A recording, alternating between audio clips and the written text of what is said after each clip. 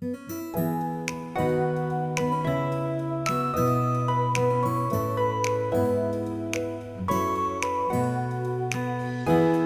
be with you. I'm Brother Jack. I'm Mark. I'm Fernan and this is Usapang Tinapay. Magandang gabi mga Hello! katinapay. Kumusta? Yes, welcome po ulit sa isa na namang episode ng Usapang Tinapay. Tayo po ngayon ay nasa ikilamang linggo ng 40 araw na paghahanda.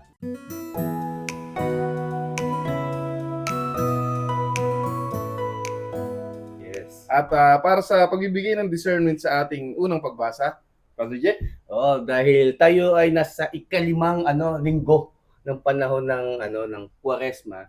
So sa ating unang pagbasa ay mula sa aklat ni Propeta Ezekiel. So dito sinasabi ni Propeta Ezekiel yung tungkol sa sinabi ni Yahweh kay Ezekiel kasi nga propeta siya. So pinaliwanag dito ni Yahweh, ang ating Diyos, kung ano ba talaga yung mensahe niya tungkol daw sa mga patay daw. So ating pagbasa, hindi ito yung literal o physical na pagkabuhay mula sa kamatayan. So hindi ito yung literal na So ito ay nilalarawan ni Yahweh na patungkol sa puso at kaluluwa ng tao. Kasi may mga pagkakataon na buhay tayo sa panlabas na anyo, pero yung panloob o yung tinatawag nating spiritual na panloob natin patay. So ano yung klaseng patay na panloob o patay na spiritual? Ito yung pagod ka na.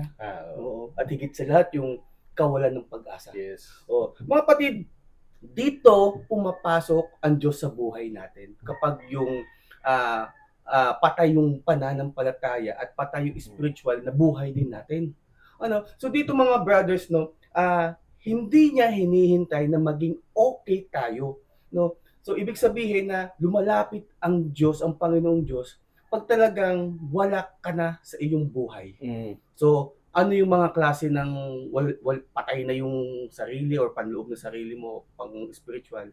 Ito yung pag dumadanas ka na ng in pain, sufferings, yung hopelessness, kasalanan. So kasi syempre lahat na yon, kumbaga lugmok ka na. Kasi yung buong pagkatao mo, buong pag-iisip mo, buong puso mo, buong espiritu mo, madilim na. Parang yung isang linggo na pinag-usapan natin mga kapatid, yung liwanag, di ba si Kristo siya ang liwanag ng buhay din natin. Pag pumasok ka na sa kadiliman na yan, ibig sabihin, patay ng iyong spiritual na kalooban. Amen. Kasi, oo nga, may mga kaibigan ka, may pamilya ka, may maganda kang trabaho, may maganda kang sinasahod, may kayamanan ka, may possessions ka, 5 kotse mo, may position ka, masaya ka ba sa mga ganong meron ka? Ang dami mong kaibigan, mga kaibigan mo, dangyayaman, mga politiko, mga kontrakto, marami. Pero, meron ka bang Diyos sa buhay mo? Kasi kung wala kang Diyos o wala tayong Diyos sa ating buhay, dito sinasabi na patay ang spiritual na panloob natin. Amen. Spiritual na pangsarili din natin. Kasi nabanggit dito sa talata sa talata ng 14, hinihingahan ko kayo upang mabuhay kayo at ibabalik ko kayo sa inyong bayan. So sinabi to ni Yahweh kay Propeta Ezekiel na ibig sabihin, ibibigay sa atin yung espiritu ng Diyos. Once na pumasok sa atin or tinanggap natin ang espiritu ng Diyos, so doon tayo manunumbalik sa tunay na pananampalataya bilang tao. So itong espiritu na tinanggap at binigay sa atin ng Diyos, ito yung sinasabi na meron kang relasyon sa Diyos. Kasi, for example, Bro Fernan, Bro Mark, tayo ay iba't ibang lugar. Hindi tayo talaga magkakilala. Nagkakilala lang tayo sa ganitong gawain, komunidad, usapang tinapay, Dito, magkakaroon tayo ng relasyon. Kasi syempre, ngayon lang tayo nagkita, ngayon lang tayo nagkasama-sama, masaya sa pakaramdam, masarap sa pakaramdam na mayroon tayong relasyon sa bawat isa. Amen. Ganon din sa ating Panginoon. Kung ano at alam natin ang relasyon natin sa ating Diyos, buhay ang ating panloob. Yes. Hindi lang panlabas, kundi ang ating spiritual na ating sinasabuhay. Amen. Tsaka ang ganda rito kasi, ang utos ni Yahweh talaga kay Ezekiel, ikakalat niya yung balita na yun, Mm-mm.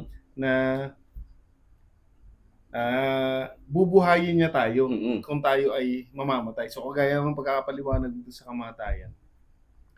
Kumbaga ang inaano niya dun sa kanyang propeta na si Ezekiel na yan. Mm-mm. Kailangan malaman ng lahat ng tao to. Hindi po pwedeng ikaw lang ang nakakaalam. Di ba? Mm-mm. So, ang galing ni Lord kasi hindi pa niya ginagawa sa buhay mo, no? Yung balita pa lang yun, marinig mo pa lang yung balita na yun.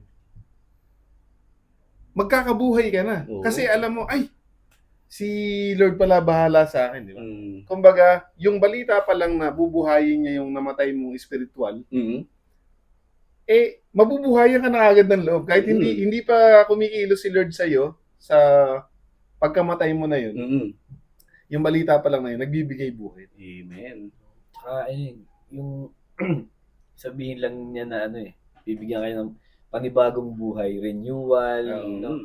Kasi yun naman yung ibig niya sabihin sa binasa natin. Yes. Na magkaroon ka ng panibagong buhay. Yung buhay na kasama siya, hindi lang Oo. bagong buhay. Yes. Bagong buhay na kasama siya, na siya yung sinusunod mo, siya yung kasama mo sa bawat desisyon, siya yung tinatanong mo Mm. para mas maging maayos yung takbo ng buhay po natin. Amen. Amen. Praise God.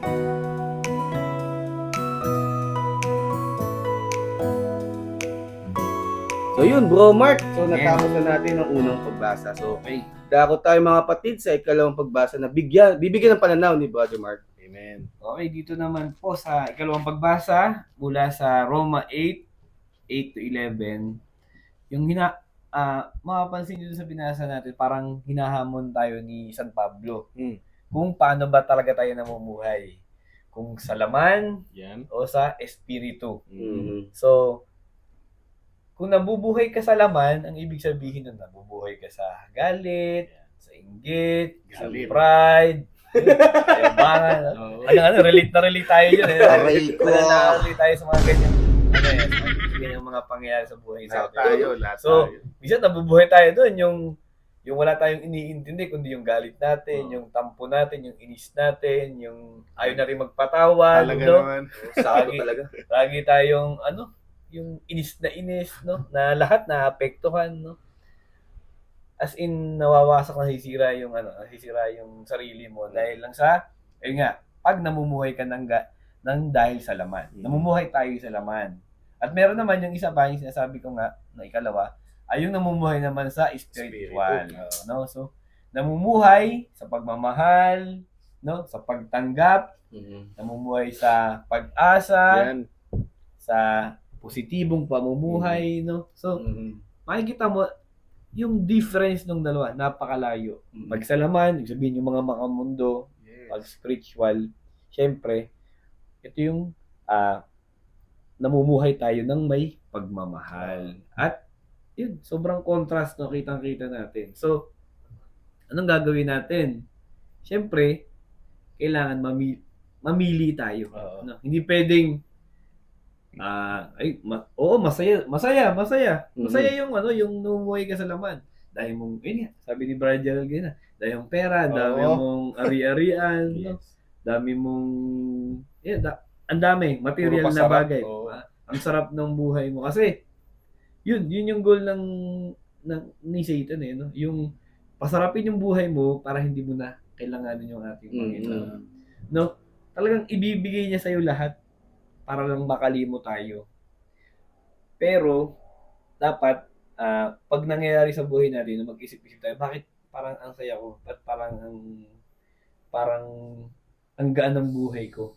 Baka mamaya nakakalimot na nga po tayo. So, pwede naman talaga tayong mabuhay ng mayaman, marangya. Ang importante, huwag tayong makalimot sa Panginoon. Yes. Kailangan sa Kanya natin ibibigay lahat ng papuri dahil sa mga nangyayari sa atin. So, may blessing. Huwag natin isipin, ay, ang galing ko, sinipagan ko kasi. Ang galing ko. Ang galing ko talaga. So, gidalingan ko sa business ko. Oo. Sinipagan ko sa trabaho ko. Kailangan nating tandaan na ito lahat ay nagmula sa Panginoon. So, Yes. binless ka ng Panginoon, binigyan ka niya ng talent, binigyan ka niya ng katalinuhan, ng kagalingan, kung ano man yung ginagawa natin. So, kailangan ibalik natin ito sa Panginoon. No? So, at syempre, yun nga, yun sa may spiritual, syempre, yun yung napakagandang piliin natin. Yes. No? The best option. No? Na kung saan, ayun, magiging mapagmahal tayo, magiging mapagpatawad na talagang minsan napakahirap. Talagang Talagang di makita ang kaaway mo. May hugot yun eh, no? Talagang ang hirap talaga. So, yung umaga pa lang sira na yung araw mo, no, yung alam mo naman, gets nating lahat yan pag tayo lahat nababad ay, trip. oo No? naman. So, lahat dumaan sa ganyan. oo, no? So, para hindi mangyari yon, kailangan natin magpatawad, Yes. kailangan nating magmahal Oo. ng unconditionally. Yes, yes. No, yung mga taong ang hirap mahalin. No choice tayo kundi mahalin pa rin kasi yun ang tinuturo sa atin ng Panginoon na Amen. mahalin yung mga nasa paligid natin kahit Yes. mahirap silang mahalin. Yes. No, so sabi nga ng mga tito natin, kung magmamahal ka ng mga taong kamahal-mahal, walang mission doon.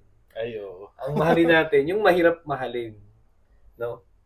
Para ma-experience din nila na sila ay mahal din. Mm. Kasi minsan yung galit tayo doon kasi nakakainis siya nainis din siya sa sarili niya. Mm. No, dahil nakakainis siya, nainis siya sa sarili niya, feeling niya wala nagmamahal sa kanya. So, tayo iparamdam natin na tayo ay nagmamahal.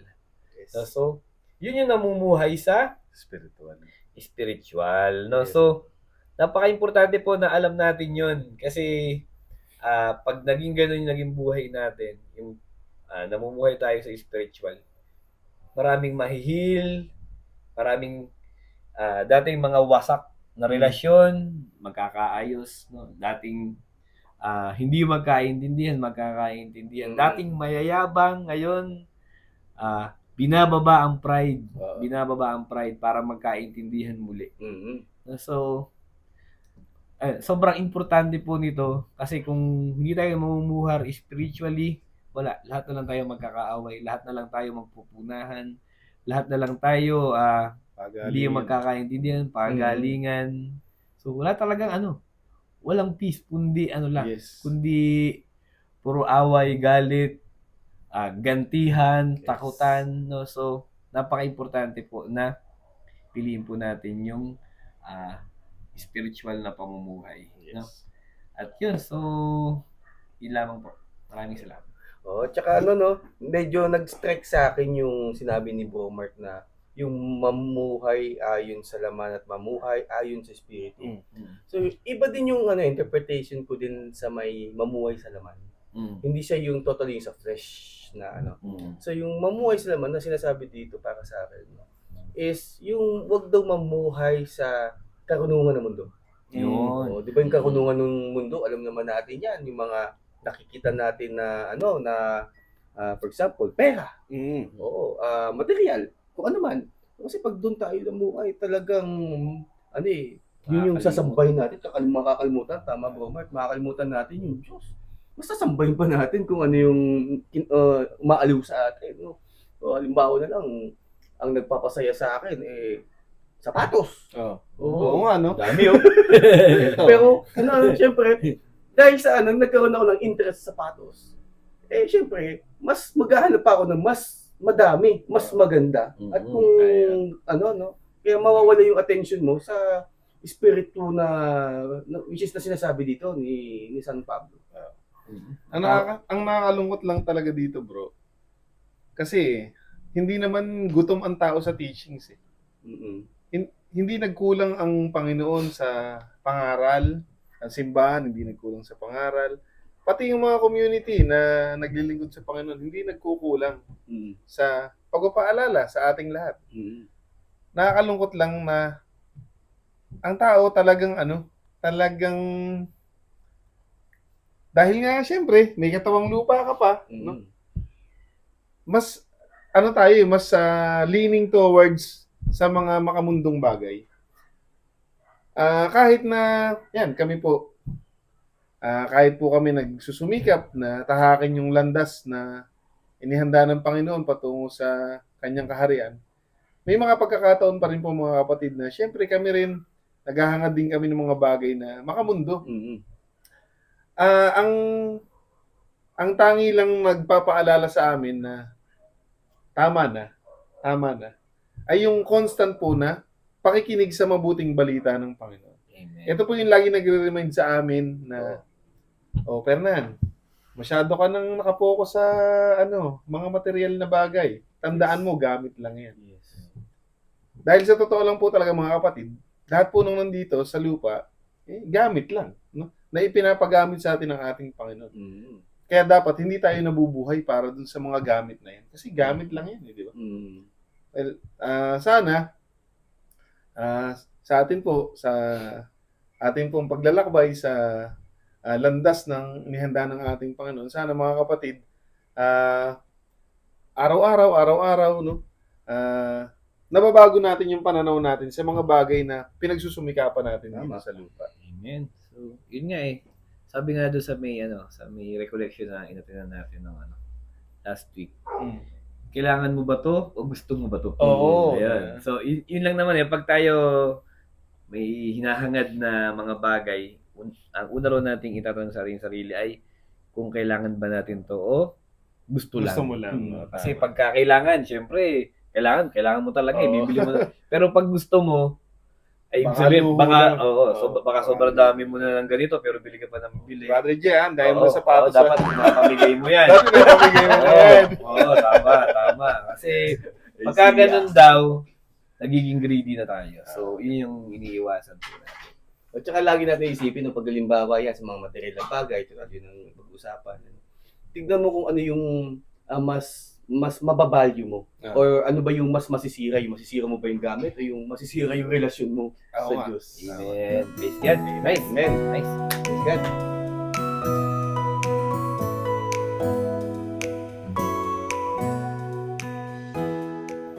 Amen. So, yun, ang ganda ng first reading at saka second reading, no? So, Amen. grabe yung pinag-uusapan natin ngayong araw na to. At syempre, sigurado ko, may ituturo pa sa atin yung gospel, no? So, Brother Fernand, ano ba yung reflection natin sa gospel? Okay. Yung gospel natin, ito yung kwento ni Lazaro na muling binuhay ng ating Panginoon. Very familiar story. Yes, sikat na sikat to. At saka kung hindi ako nagkakamali, malimit mga kapatid, nababanggit namin to sa usapang tinapay. Malimit naming maging reference to yung iginulong yung bato, and then pinabangon ni Jesus Christ si Lazaro. Napaka-inspiring nung kwento na to kasi pinapakita rin dito yung human side ni Jesus Christ. So, ano ba yung mga importanteng mensahe na nilalaman ng ating mabuting balita? Siyempre, una, yung delay ng grasya ng ating Panginoon. Kasi inintay pa ni Jesus na physically mamatay talaga si Lazaro. Nagantay siya ng 4 na araw ng patay si Lazaro. So, bakit 4 na araw? Bakit significant yung number na 4? Kasi sinisigurado ni Jesus Christ na walang room para magduda pa yung mga tao. Amen. Kasi, nung panahon ni Jesus Christ, after 3 days na patay ang isang tao, naniniwala ang mga Hudyo na ang kaluluwa niya ay gumagala-gala lang sa malapit at may posibilidad pang mabuhay yung tao mula sa kanyang pagkamatay. Kaya ginawa ni Jesus sa pang-4 na araw siya nagpunta. Para alam ng mga tao sigurado patay na yan. At saka nasa early stage na siya ng decomposition. Naagnas na si Lazaro. So, bakit dinelay? No? Bakit dinelay ni Lord? Pwede naman yung pagalingin habang buhay pa. Kasi gustong siguraduhin ni Jesus Christ na mag-glorify ang ating Diyos. Kasi ipapakita niya nga dun kung gaano katindi yung kanyang kapangyarihan. Lalo na yung pagmamahal niya sa mga tao na itinuturing niyang kaibigan niya. Kasi si Lazaro, kaibigan ni Jesus Christ. Matalik. At saka si Marta at si Maria, mahal din ni Jesus itong mga to. Kaya nga nung nag-iiyak si na Marta at si Maria, awang-awa si Jesus Christ. Kasi namatayan sila ng kapatid. Tapos si Lazaro, Talaga kasi yes, mahal ni Jesus Christ na. Di ba nga may isang verse nga doon, yung pinakamaiksing verse kung tawagin. Jesus wept. Ibig sabihin, napaluwa ang ating Panginoon nung nakita niya si Lazaro. Pangalawa, ipinapakita rin dito yung mensahe na sinabi ni Jesus Christ, I am the resurrection and the life. Ako ang muling pagkabuhay at ang buhay. So, pinakita rito na yun nga, dahil kaibigan siya ni Jesus, mahal siya ni Jesus dahil siya ay mabuting tao, pati yung mga kapatid ni Lazaro mabuti. Na kay Jesus Christ ang muling pagkabuhay. Hindi lamang spiritually, kundi yung physical body mismo, kayang buhayin ng ating Panginoon. Mhm. Basta naaayon sa kalooban ng Diyos. At siya rin ang buhay. Hindi lang muling pagkabuhay, siya rin ang buhay. Ibig sabihin, dapat nabubuhay ang tao sa ating Panginoon. Mhm. Kasi si Lazaro, dahil nga siya mabuting tao, nabubuhay siya sa mga pangaral ng ating Diyos. Kaya, ang buhay niya nasa Diyos. So, napakalakas niya talaga kay Jesus Christ. Napakatindi ng ng kanyang connection sa ating Panginoon. Pangatlo, yun nga, yung humanity ni Jesus.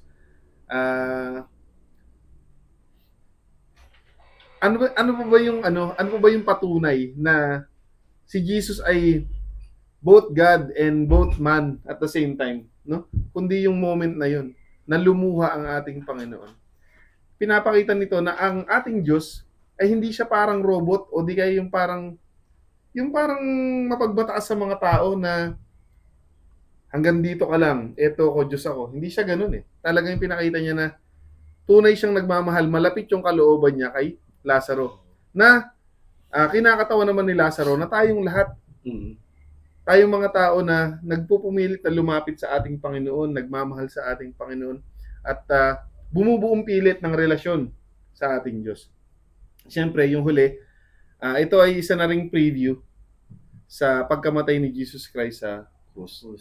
Dahil noong binuhay niyang muli si Lazaro, yung Sanhedrin, nagkasundo na sila na kailangan patayin na nila si Jesus Christ. Kasi, baka magkaroon ng parang inquisition or parang guluhin sila ng mga Romano dahil sa ginawang himala na yun ni Jesus. Kasi ang mga Romans, pagan siyang mga yan. Diba? So, threat si Jesus Christ dahil once na kinilala siya ng mga tao na hari, baka nga magkaroon ng revolusyon.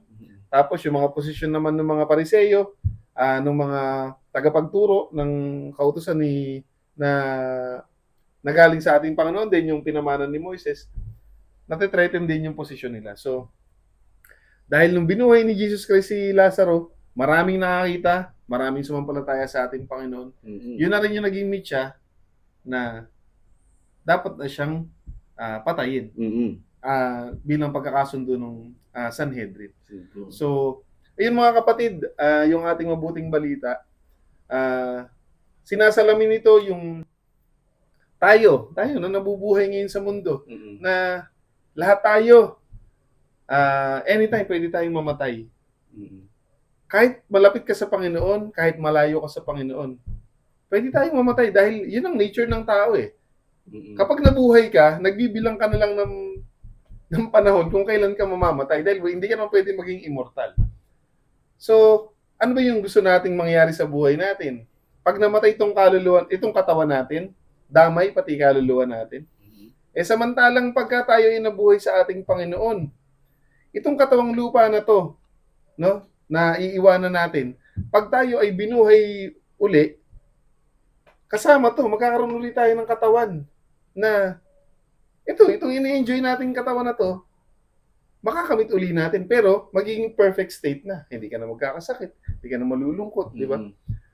Kaya sayang yung ginugugol nating panahon, yung kagaya nga mga nabanggit ng mga kapatid natin kanina, na sinusunod lang natin itong hilig ng katawan natin, isasama tayo nito sa impyerno. Kaya sana mga kapatid, tayong lahat, lagi nating gawing inspirasyon itong himala na ginawa ng ating Panginoong Hesus sa buhay ni Lazaro. Amen. So, galing lang din ng ng mabuting balita ngayong week na to.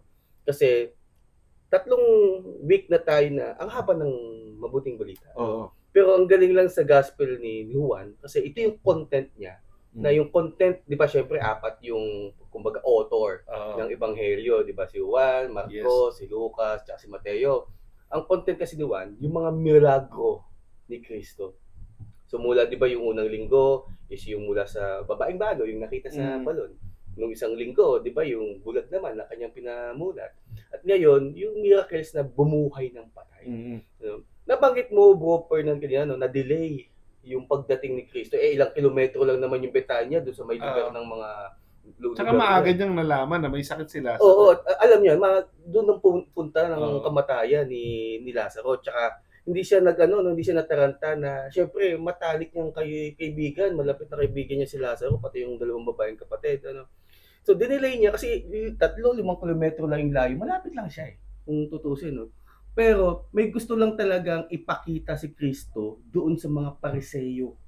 Kasi 'di ba nung isang linggo, bro, no, yung pinamulat ni Jesus, yung bulag. Oo. Isang milagro na yun na ayaw maniwala ng mga Pariseo. So ngayon, dinelay niya, kaya sabi nga dito sa huling talata na may mga Hudyo, mga Pariseo doon sa bahay nila Marta. Oo, doon naglalamay daw. So, kumbaga, sa isang kanta nga, the time has come. This is the time. Kumbaga, para makita yung miracles, yung pinaka-best miracle ni Kristo sa tao. So, ayun nga. So, yun yung katawan ni Lazaro. Nung lumabas nga doon sa may bilog na pintuan na parang libingan, di ba nangangamoy? Yung sabi, bubulok, nakagas nga, So, doon na, talaga nakita ng mga tao na ito talaga ang Mesiyas, ang tagapagligtas at ang Diyos. Amen. Na ayaw pa rin paniwalaan talaga ng mga Pariseo, yung mga skriba na ngayon. No? So, tama din yung timing ni Jesus Christ para i-glorify yung pangalan ni Jesus at makilala na ituring siyang hari. So dito pinupoint ng mabuting balita din, mga brothers, na hindi lang basta patay ang kayang buhayin ni Kristo, yung physical na patay o literal na patay, no. So yung patay na yung pananampalataya, yung sabi mo mga pagano, yung mga ilang mga Sinedrin, mga pagano, mga sumasamba sa Diyos yan. So, patay ang nila ang spiritual na buhay nila Nung nakilala at nakita nila ang milagro ni Kristo, nabago. Nabago yung kanilang maraming sumampalataya sa Kanya. Ang ganda. Okay, so kung sa'yo, bro, the time has come, sa akin, ang aking nakita dito sa reflection natin dito sa gospel, nothing is impossible naman. No, kasi patay binuhay. No, talagang imposible na yun, pero sino lang bang makakagawa ng imposible? Siyempre yung ating Panginoon. Amen. So, wala, ayun na. Sobrang makapangyarihan niya. Nagawa niyang bumuhay ng patay at wala nang napapanghingi mong ebidensya, resibo. Ayan, binuhay na nga. Hindi pa ba tayo maniniwalang siya yung ating Panginoon? Amen.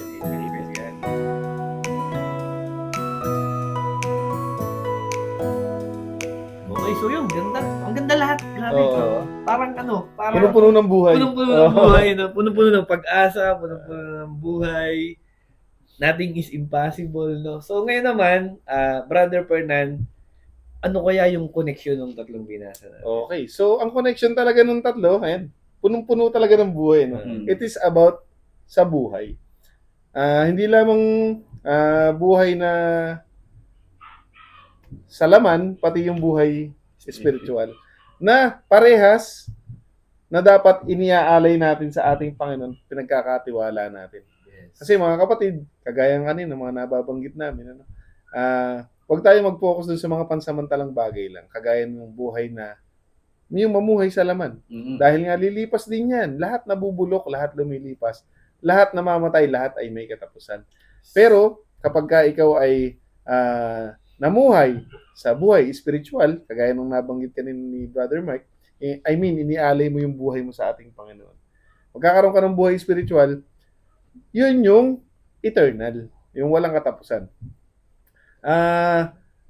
Kung maalala ko lang dati, yung may pinost ako dati na parang quote sa TikTok dati.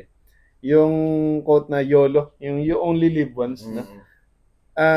Kasi sa akin, hindi ako naniniwala sa you only live once. Ang totoo, you only die once. Isang beses ka lang mamamatay. No? Kasi pagkatapos mong mamatay, buhay na uli yun. Walang hanggang buhay. Ang pagpipilian mo, dalawa. Eternal life with God or eternal damnation. Yung katagana YOLO, galing po sa demonyo yan. Kasi gusto niyang ipaalala sa tao, makapag-focus ka na, ay, minsan ka lang mabubuhay, gawin mo na to. Hindi mo na dadanasin to, mag-enjoy ka na. Pag namatay ka, hindi mo na yung pwedeng gawin. Hindi yun totoo.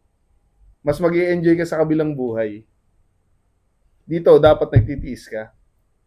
Kasi pag hindi ka dito nagtiis, nag-enjoy ka rito. Lahat ginawa mo, hindi ka nagtiis. Ang susunod, magdudusa ka. Walang katapusan pagdurusa. Mas matagal. No? Walang katapusan. Siguro naman napipicture nyo sa isip nyo yung comparison ng short at ng eternal. Actually, walang comparison talaga yun kasi hindi natatapos yung eternal. Kaya, kung hindi natin papahalagahan yung buhay natin, di gawin na lang natin yung gusto natin gawin dito sa lupa. Total naman. Kung naniniwala na ba talaga tayo na na walang afterlife Pero kung tayo mga kapatid ay naniniwala na may Diyos at may pangalawang buhay, parang napaka-purul naman natin kung ipipilit pa rin natin yung gusto natin. Amen. Binigyan na nga tayo ng babala. Binigyan na tayo ng manunubos. Yes. Binigyan na tayo ng pagkakataon habang nabubuhay. Pagkakataon yan para magbagong buhay. Pag namatay ka na, wala na. Finish na. Wala nang bagong buhay yun, ha? Wala na, ha? Habang tayo ay natulay pa, malakas, nagsasalita, habang nahinga pa, chance yun para magbagong buhay. Bakit hindi pa natin gawin ngayon?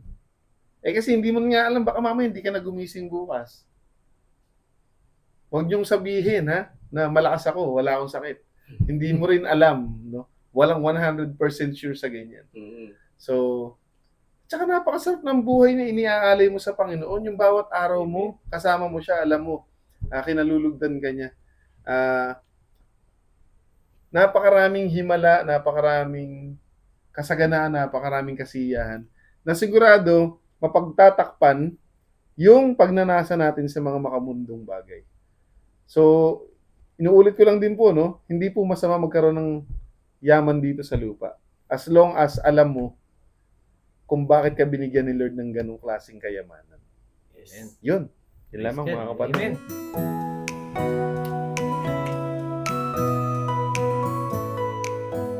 Okay mga kapatid, ngayon napakinggan na natin, no? Nahimay, napag-usapan na natin yung mensahe ng ating misa sa darating na linggo. Siyempre kailangan may apply natin to sa buhay Yes, natin. amen. Brother Je, Mm-hmm. para sa iyo anong application ito sa buhay mo? Oo, sobrang sobrang linaw ng mga binasa natin mula sa una, kalawa, pati sa mabuting balita na yung tungkol sa buhay at yung kamatayan. Katulad na sabi mo kanina, Brother Fernan, yung sinasabi nga daw ng iba na YOLO na yan. No? You only live once ba yan? So, dalawa naman pipiliin natin Yung buhay ba, yung kamatayan No? Pero kung pipiliin natin yung buhay, ano ba yung buhay na gusto mo? Yung buhay ba na pang walang hanggan o yung buhay ng makamundo?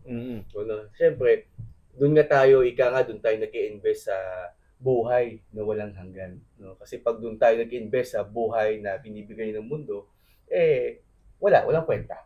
Doon sa may buhay walang hanggan, eternal life ang binibigay. Kasiyahan, kasaganahan. No?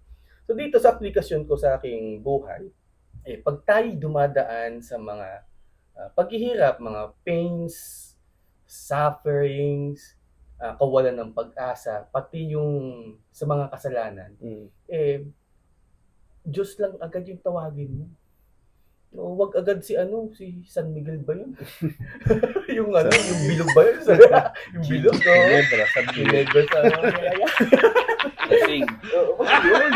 Kasi siyempre wala mabibigay na yun pag Ibang espiritu yun. Ibang espiritu. Ibang espiritu yung ibibigay. Minsan, doon ka lumalapit sa pulang kabayo. O di kaya yung long neck. Kasi, syempre, wala namang may dudulot yun. Mas hihirap pa rin talaga yung sitwasyon mo. Tsaka, yun pa rin ang dadanasin mo. Siya lang naman talaga tatawagin natin. Kasi, kung di natin kilala ang Diyos at wala tayong relasyon sa Kanya, talagang patay tayo. Hindi sa patay na physical, patay yung ano natin, spiritual natin. Alam niyo mga brothers, na experience ko 'yan nung nagkaroon ako ng dryness. Kasi mga year ng ano ito, yung mga pandemic days pa eh. Kasi mga year 2021 o 2022, medyo may kaigpitan pa nun sa labas. Alam niyo ba yung ano, nung dinasal ko yung Our Father, bro, di ko natapos or nakalimutan ko. Nakakalimutan ko. Tapos 2 beses ko pa binalikan, inulit. Our Father, what in heaven. Oh, talaga bro. Yun yung panahon na talagang na-tempt ako, natukso ako. Oo. Na-tempt ako kasi parang medyo walang gawain nun eh.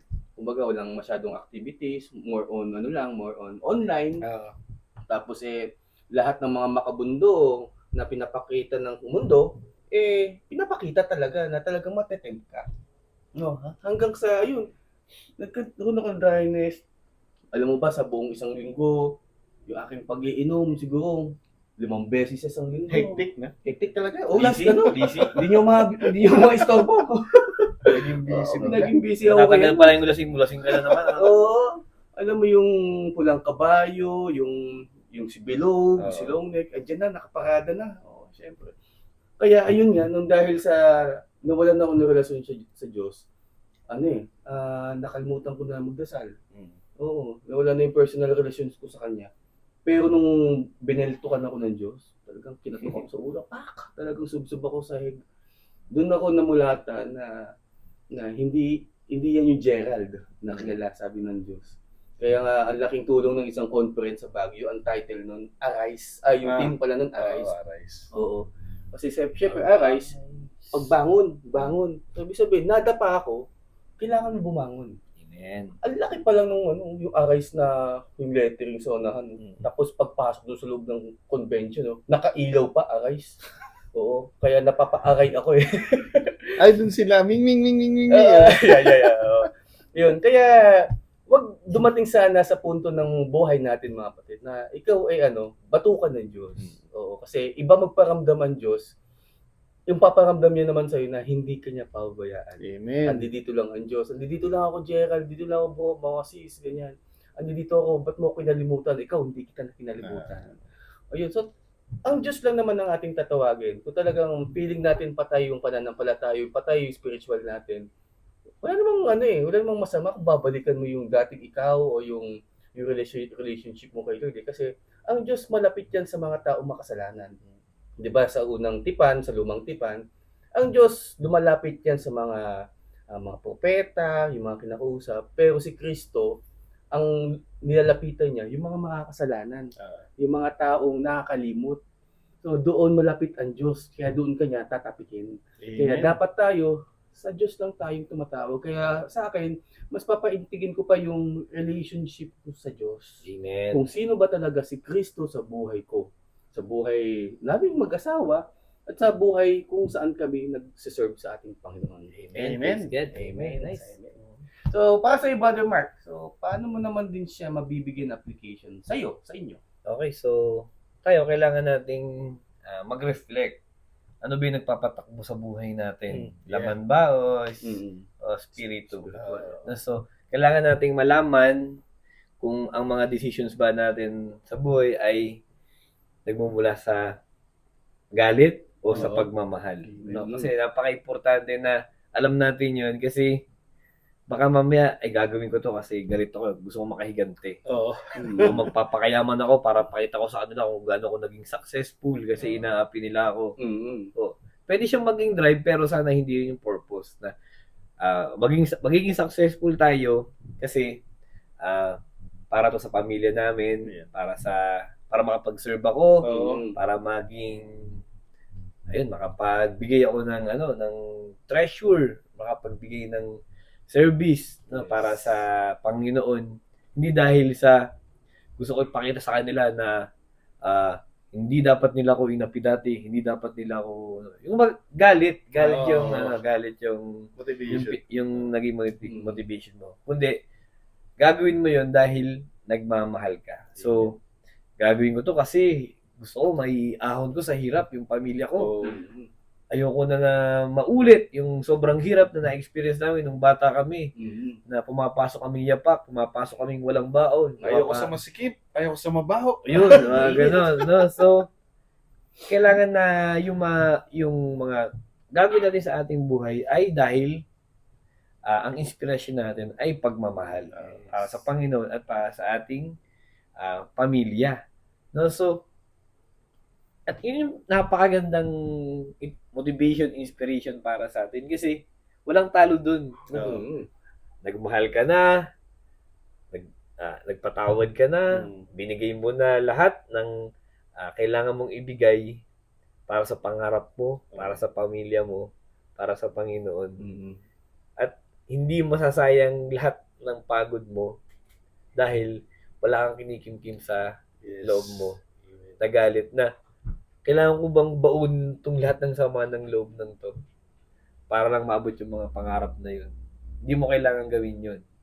Kailangan mong baunin yung pagmamahal na mas magdadrive sa'yo para mas magawa mo yung mga kailangan mong magawa sa buhay. No? So, yun. Tanggapin din natin na ang buhay talagang mahirap. No? Hindi ka naman pwedeng wala kang ginagawa ng magiging successful ka.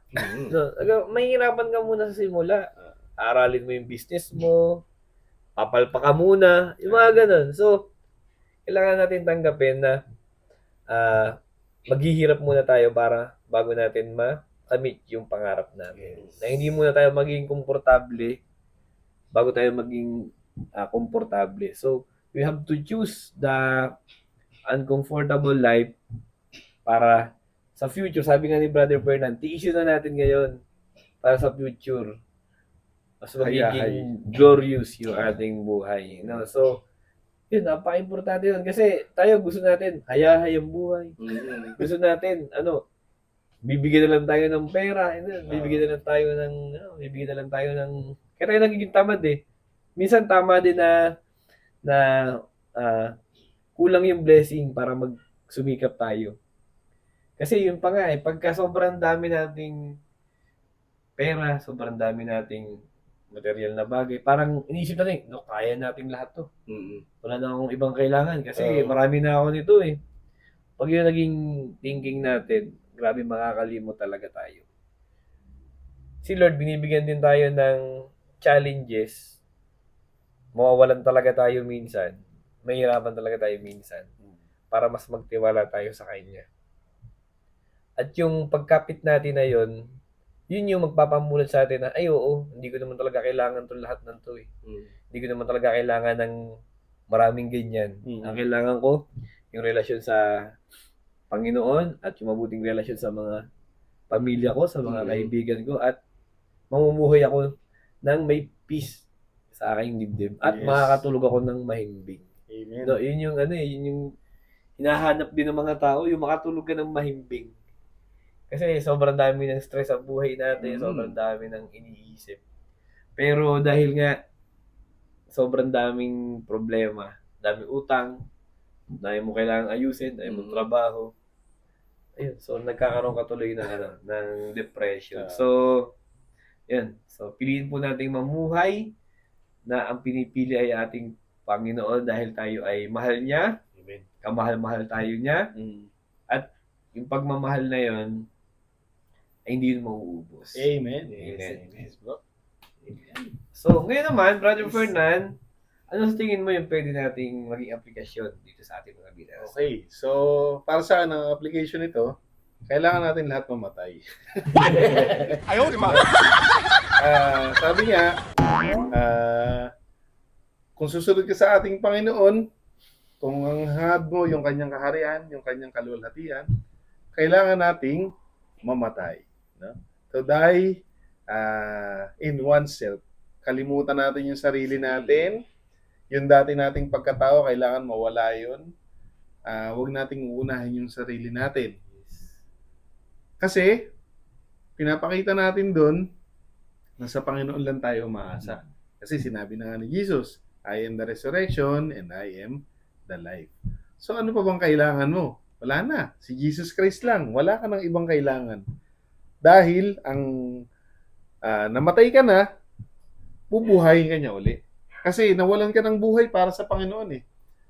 Halimbawa, ang buhay mo ay magsugal, no? Kagaya ko. Sugarol. Aray Tigil mo. Ilan mo yung oras mo para sa Panginoon. Amen. Siya na yung bahala sa iyo. Amen. Kung nabubuhay ka para man chicks. Hindi ako yan, ha? Oo, hindi rin ako dyan. Oo. Ako ba yan? Tigil mo na. Kasi nga, tawag lang yan ng laman eh. Makamundong pagtawag lang yan galing sa demonyo yan. Tiisin mo. No? Kasi bibiyayaan ka ng Panginoong nakakakita sa pagtitiis mo. Amen. At kung ikaw man ay dumadanas nga ng hirap, kagaya ng sinabi ka ni Brother Mark, talagang durog ka na. Patay ka na, ha? Talagang wala na. Zero. Walang pag-asa. Negative. Ano, lahat na, wala na. Ang problema mo, lampas na sa ano mo, sa ulo mo plus 10 feet pa. Mhm. No? Lubog na lubog. Talagang wala na. Rock bottom. Yung tinatawag nga na ito raw yung rock bottom, tapos ito ka pa. Baon nga. No? Baon. Tandaan natin, kagaya dun sa mabuting balita, meron talaga mga pagkakataon na God is delaying His glory. Ipinagpapaliban niya na i-display yung kanyang kadakilaan sa atin.